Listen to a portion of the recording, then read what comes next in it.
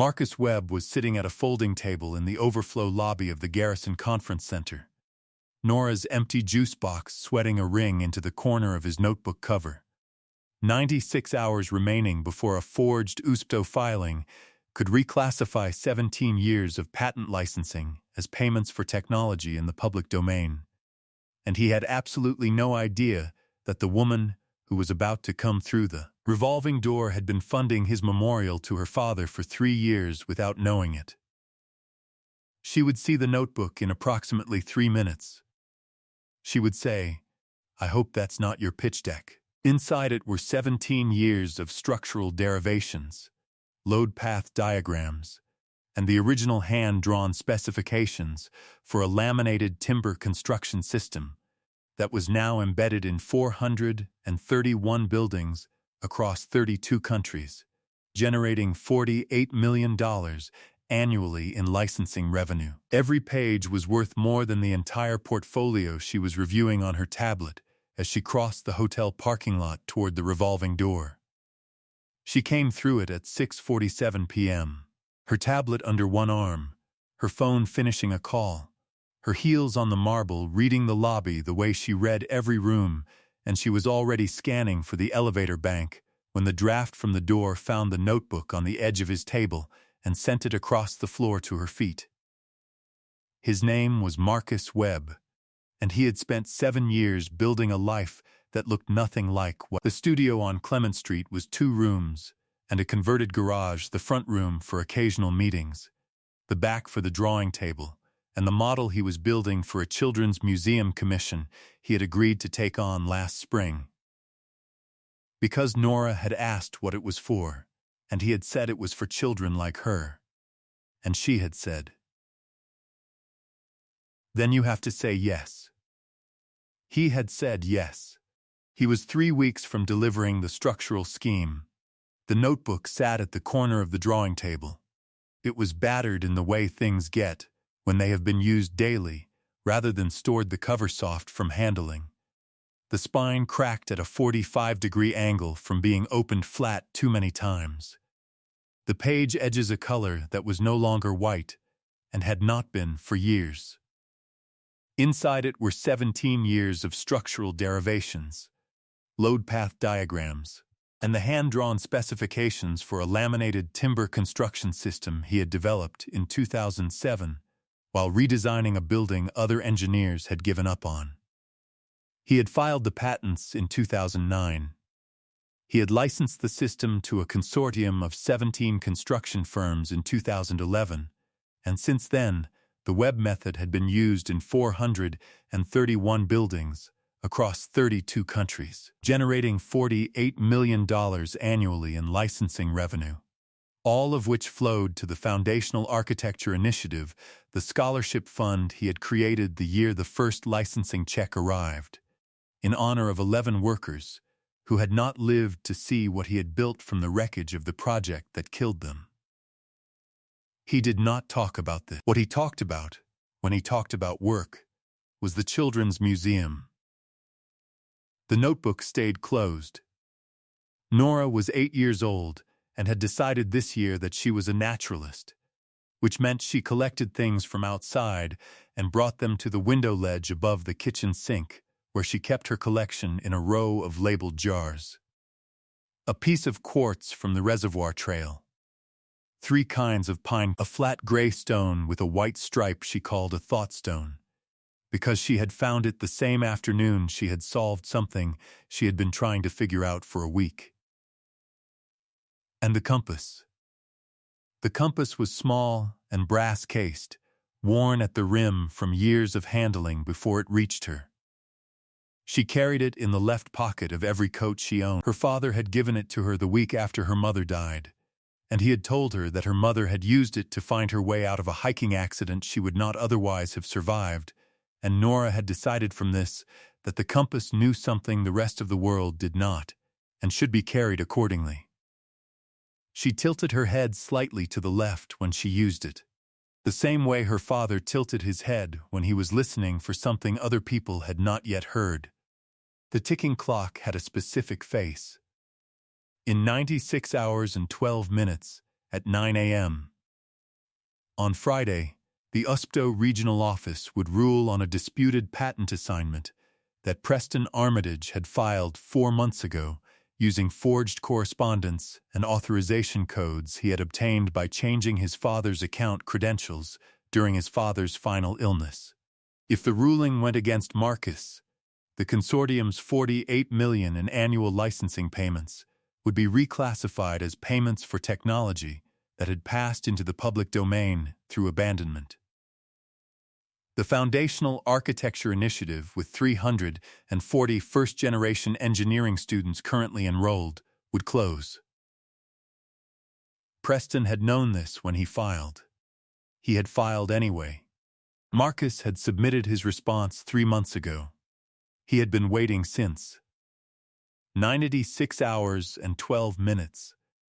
He packed the notebook, settled Nora's homework at the kitchen table, and drove to the conference. Cecily Drace had closed a $22 million Series B lead position before noon, a modular foundation company she had been watching for 2 years. The kind of firm her father would have understood immediately, and her partners had needed her to explain 3 times. She had been managing the announcement and its fallout since lunch. She was the founder of Drace Capital, managing $180 million across 19 active positions. Her wound was not visible from the outside. From the outside, she was efficient, contained, and did not require managing. The inside was this: her father had died in a building collapse when she was 11 years old. He had been a construction laborer. The building had failed because it had been inadequately engineered, and the failure had taken 11 people, and she had never told her partners this. Never told her investors. Had been telling herself for 14 years that what she did with her portfolio was a form of prevention, every dollar into construction tech aimed at the failure that had taken him. She had not examined this story carefully enough to see the grief running through it like a structural crack that had never been repaired. Tonight she had a panel discussion in the main hall. She was 12 minutes early. She came through the revolving door at 6:47 p.m. She came through the door, and the draft it sent across the lobby caught the notebook on the edge of his table and slid it across the marble to her feet. She looked down at it. The page that faced up was a load path diagram for a laminated timber wall assembly, hand-drawn, annotated in a cramped technical script, dense with cross-sections and sheer calculations that would have read as noise to anyone who had not spent time in a structural engineering office. She had spent time in structural engineering offices. She was a construction tech investor. She saw the geometry of the assembly immediately. She also saw, in the lower right corner of the page, 4 words in smaller handwriting: Meridian Tower Revised Load Path. She went still. He crossed the lobby and crouched to pick it up. She did not move her foot aside immediately. "I hope that's not your pitch deck," she said. She said it with the lightness of someone who does not realize they have stepped on something. He picked up the notebook without looking at her. He stood. He checked the page for damage the way you look at something you have checked 10,000 times and are checking specifically for new harm, and then he returned to his table.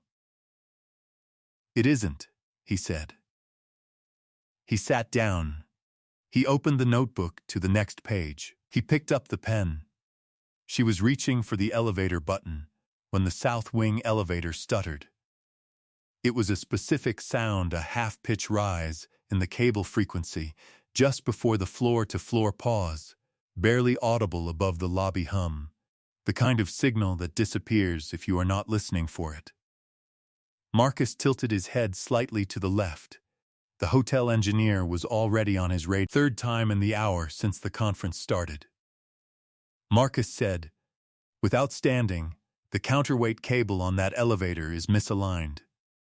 It catches at a guide rail splice between floors 4 and 5. The frequency rise just before the stutter is the moment of contact. You can distinguish it from any other cable sound in this stack because it is asymmetrical. The recalibration is a rear guide shoe adjustment, approximately 40 minutes of work. Do not run it at capacity until it has been done. The engineer looked at him for a long moment, then spoke into his radio. He was right. The maintenance crew confirmed the diagnosis in 22 minutes. The elevator ran clean for the rest of the conference. Cecily had not continued toward the elevator. She was standing at the edge of the lobby, her tablet under her arm, looking at a man who had diagnosed a cable misalignment in a moving elevator by sound alone, from 12 feet away, without standing up, and had then gone back to helping his daughter open a packet of peanut butter crackers, as though the two actions required exactly the same quality of attention. "Where did you get?" she started. The sentence arrived before she had decided to begin it, and she did not finish it, and the words "Meridian Tower Revised Load Path" sat in the air between them, unanswered and unacknowledged. "Third floor, East Hall," he said. He had not looked up. "Your panel starts in 8 minutes. She took the stairs. He brought Nora to the terrace garden on the 2nd floor the next morning, because Nora had asked to see it, and he had not found a reason to say no. Cecily found them there at 8:43. She had told herself she went up for air. This was partially true. Nora was crouched beside a large planter, examining something at the base of a hosta with the focused attention of a scientist whose specimen does not yet have a name. The compass was out of her pocket, resting on the stone edge of the planter, the way useful things rest when they are off duty. Marcus was at a small table with the notebook open.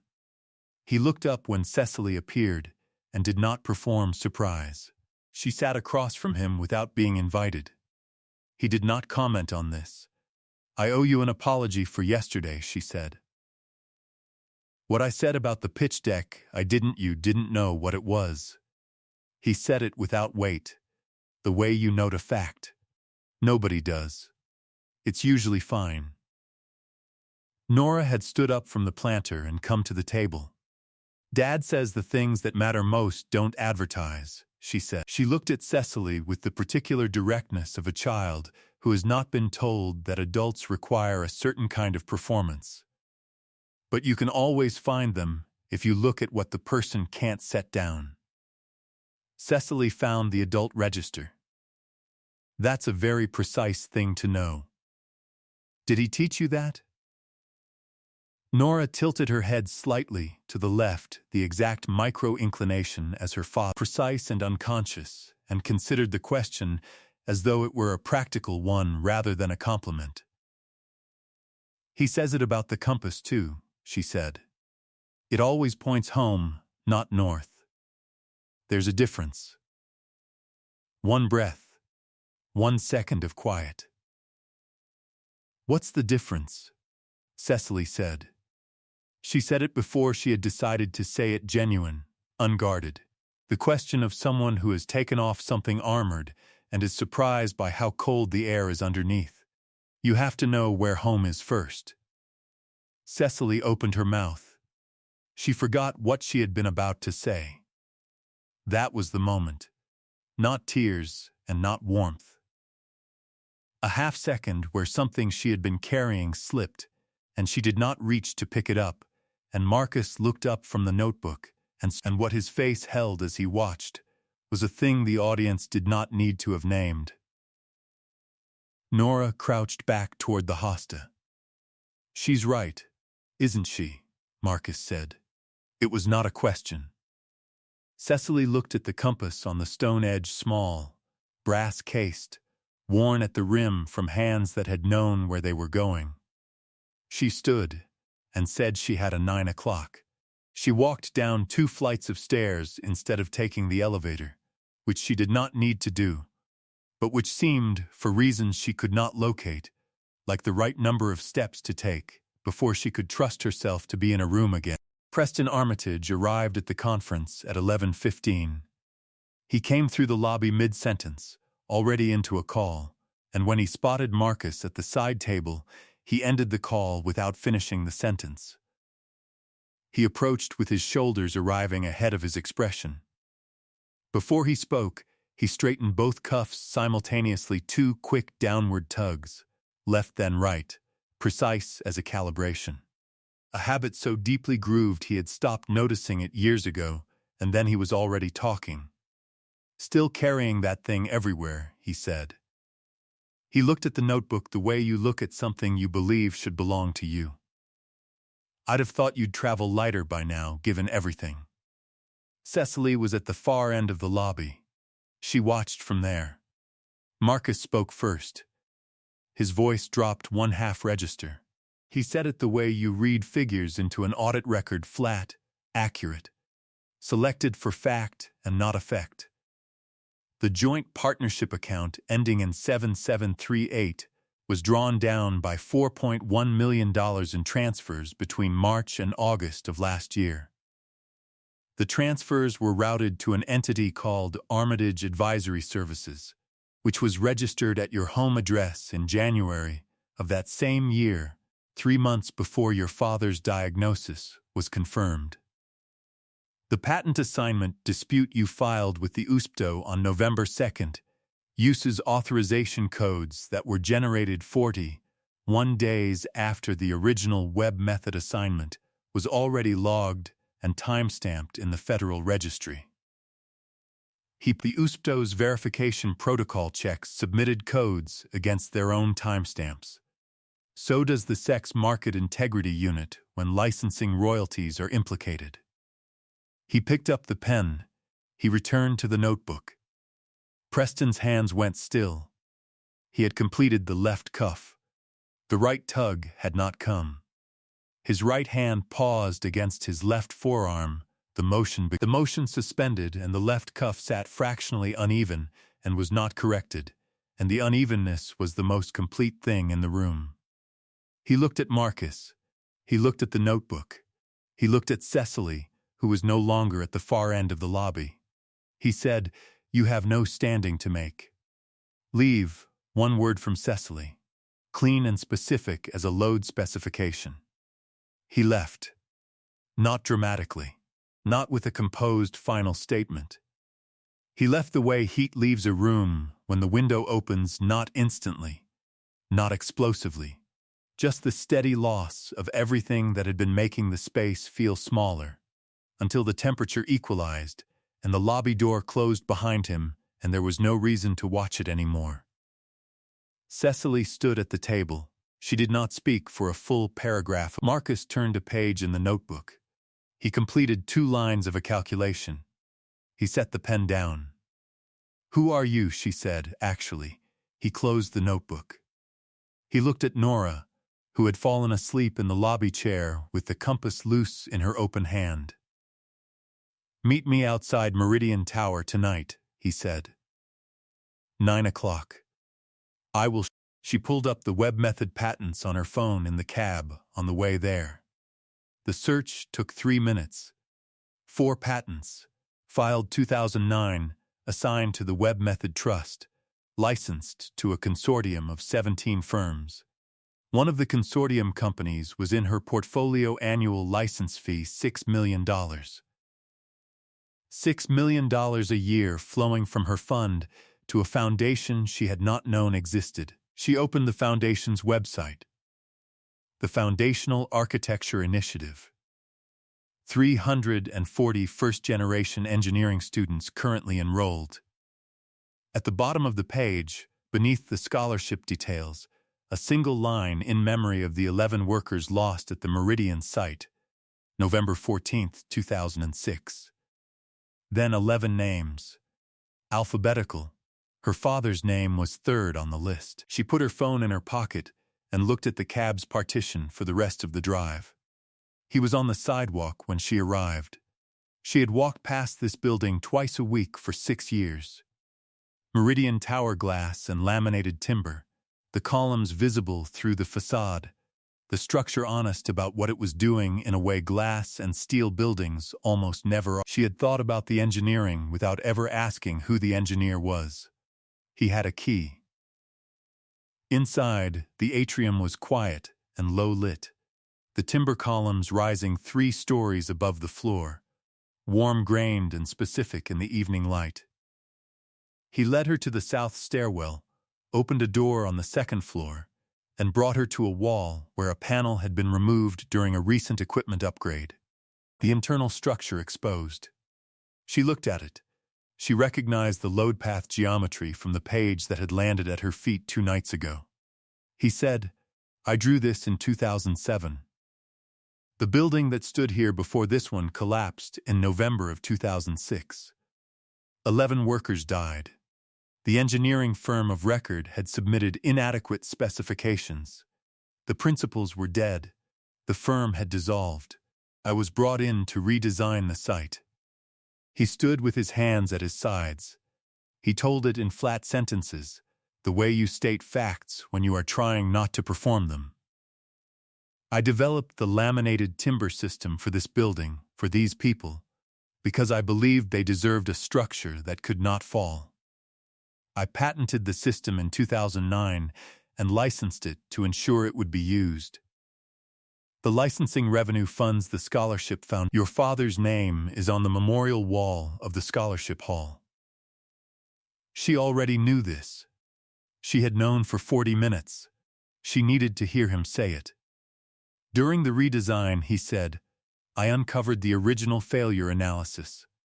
I identified the specification errors that caused the collapse, not worker negligence, design failure at the specification. I filed a confidential report with the building authority and sealed it, because the workers' families had signed severance agreements with ENDA provisions attached. Going public with the findings would have voided those payments. 23 children were under 18 at the time. I chose the seal.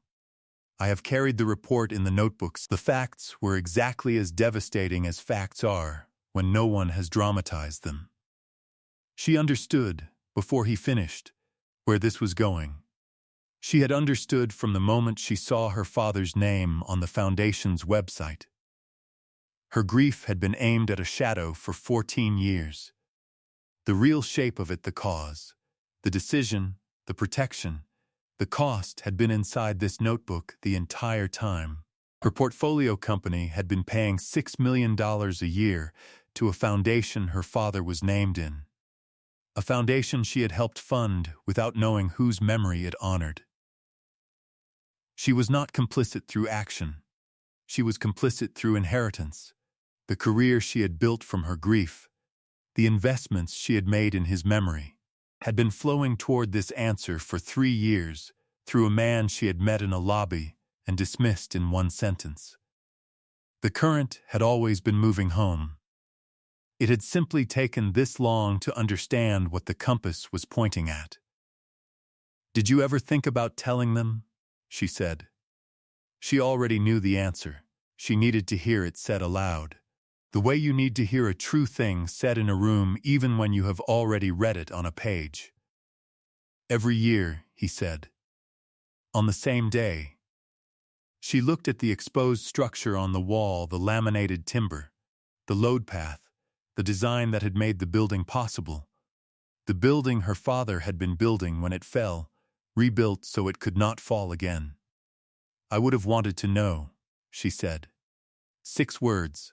Simple, the opposite register of the woman who had said she hoped that was not his pitch deck. "I know," he said. "That is why I am telling you now." The USPTO regional office opened at 9 a.m. on Friday. Marcus was there at 8:40. Cecily arrived at 8:41. Preston was in the waiting area when they came through the outer door, his composure arranged ahead of his expression, his hands moving to his cuffs before they had fully cleared the entrance. Left tug, right tug, both complete. He followed them into the conference room without being invited. The room was small. A plain table, plain chairs, a window facing the parking structure. A patent examiner was seated at the head of the table. The door closed behind them. The examiner set a file on the table and did not open it immediately. "Miss," Armitage. She did not look at the file. She looked at him. The disputed assignment filing you submitted on November 2nd has been reviewed under the USPTO's verification protocol for contested patent documents. There is a timestamp discrepancy. The authorization codes attached to your submission were generated 41 days after the original web method patent assignment was logged and timestamped in the Federal Registry. Preston's composure did not collapse. It became inapplicable, engineered for a load that was not arriving. He looked at the file. He looked at Marcus. His hands moved. His right hand rose toward his left cuff. His right hand stopped. The gesture did not complete. I have a chain of custody document that demonstrates. The chain of custody document you submitted uses the same authorization codes, the examiner said. She opened the file and turned it toward him. The timestamps match each other. They do not match the Federal Registry. Preston looked at the page. It was the original assignment log 2009, Marcus's signature, the USPTO timestamp, all on the same document, predating Preston's filing by 41 days. The mathematics was not complicated. It did not require interpretation. He said, "You cannot use this to void. The dispute is dismissed." She said it the way a structural engineer closes a report without performance. The web patents are valid and uncontested as of this ruling. Preston stood. He straightened both cuffs, left, then right, both complete. He walked to the door and through the waiting area and through the outer door. He did not look back. He did not compose a final statement. He did not return. The examiner stamped the ruling at 8:52 a.m., 8 minutes before the window closed. The stamp fell once, solid and small and unhurried. No sound larger than a stapler, and the 96 hours compressed into nothing, and the 48 million in licensing held in place, and the 340 enrolled students remained enrolled, and the audience watched the clock stop. Cecily turned and looked at Marcus. His hands were open on the table, the notebook beside them. His face held something she had no exact word for, not triumph, not relief, not the expression of someone who has won, but the expression of a man who has been carrying a weight so long he had forgotten the weight was not him, and who is only now, in real time, learning where one ends and the other begins. She looked at that for a long moment. She did not say anything. She did not need to.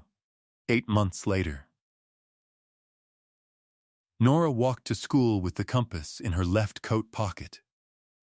She had started doing this in the spring, after getting turned around in the park on a Saturday afternoon and using the compass to find her way back to the gate, and coming home and telling her father that the compass always pointed home because it had decided. He had written this on a piece of paper and put it on the refrigerator where the things that mattered went. He had not argued with the physics. The studio on Clement Street had 2 new project folders on the drawing table the Children's Museum delivered and complete, and now a community library commission in the Rilling district, and a small concert pavilion for an outdoor music school in the hill. He had taken them both because Nora had asked what each one was for, and he had told her, and she had said, "Then you have to say yes." He had said yes. Both times. The notebook was on its shelf. It belonged on the shelf now. He had carried it for 17 years for a specific reason, and the reason had been answered, and the shelf was where it went. It belonged on the shelf now. He had carried it for 17 years for a specific reason, and the reason had been answered, and the shelf was where it went. Cecily had gone to the Building Authority archives on a Tuesday in February. She had read the original failure analysis, the specification errors, the ENDA assessment, the names of the 23 children, now adults, whose severance had been protected by the decision to. She had read the 11 names. She had read her father's name in plain type, the same weight as all the others, and had found this exactly right. She had gone to the scholarship hall afterward. She had stood in front of the memorial wall. She had said what she had needed to say for 14 years. She had no language for what that afternoon gave her. She had stopped looking for the Nora had started calling her C. One letter, deployed without ceremony. The most stripped-down version of a name, precise in the way Nora was precise about everything. Not careless, but certain that the single letter was the accurate form, and the rest was extra. Cecily, who had been formally named in every room she had entered for 40 years, had discovered she did not. She had discovered, in fact, that she preferred it that being reduced to the one essential thing by someone who had decided you were worth the reduction was not a loss, but a recognition, and that the recognition was the point. She had not told anyone this. She did not need to. Sometimes the person holding the truth you needed most has been standing in your field of vision the entire time. She had believed, looking at a notebook on a marble floor, that she was looking at the careless work of someone who did not understand what mattered. She found instead a man who had understood it so completely that he had built 400 buildings from it, named her father on a wall, funded 340 scholarships, and then sat quietly at a folding table while the world walked past and stepped on his work. If this found you today, share it with someone who needs to be reminded that the things carrying the most weight almost never announce themselves. Subscribe if you have been here for a while. And leave us this. If someone buried the truth about how your father died to protect other families and carried it alone for 15 years, would you call that grace or betrayal? And do you know yet which one? We read every one.